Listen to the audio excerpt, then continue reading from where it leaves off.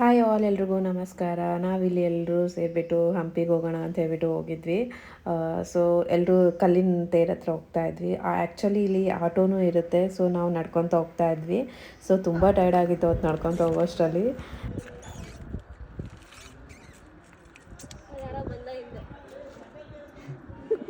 ನಾವಿನ್ನು ಮಧ್ಯಾಹ್ನ ಊಟಕ್ಕೆ ಅಂತ ಹೇಳ್ಬಿಟ್ಟು ಖಾನಾವಳಿಗೆ ಹೋಗಿದ್ವಿ. ಟೇಸ್ಟ್ ಅಂತೂ ತುಂಬ ಚೆನ್ನಾಗಿತ್ತು.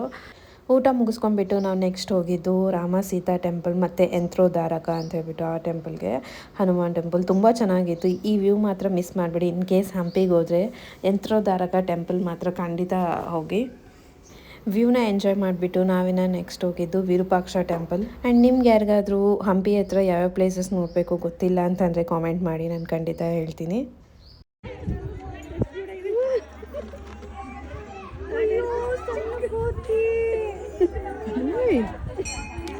ನಾವು ಬಂದುಬಿಟ್ಟು complete one day full Hampi ಸುತ್ತಾಡಿದ್ದೀವಿ. ಆಟೋ ಬುಕ್ ಮಾಡ್ಕೊಂಡ್ಬಿಟ್ಟು ನಾವು ಆಟೋಲ್ಲಿ ಹೋಗಿದ್ವಿ.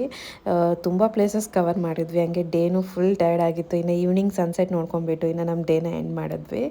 ಆ್ಯಂಡ್ ಇದ್ರ ಲೆಂತಿ ವೀಡಿಯೋನ ನಾನು ಯೂಟ್ಯೂಬ್ ಚಾನಲಲ್ಲಿ ಅಪ್ಲೋಡ್ ಮಾಡ್ತೀನಿ. ಪ್ಲೀಸ್ ಚೆಕ್ ಮಾಡಿ. Thank you for watching. See you all in next video. Bye bye.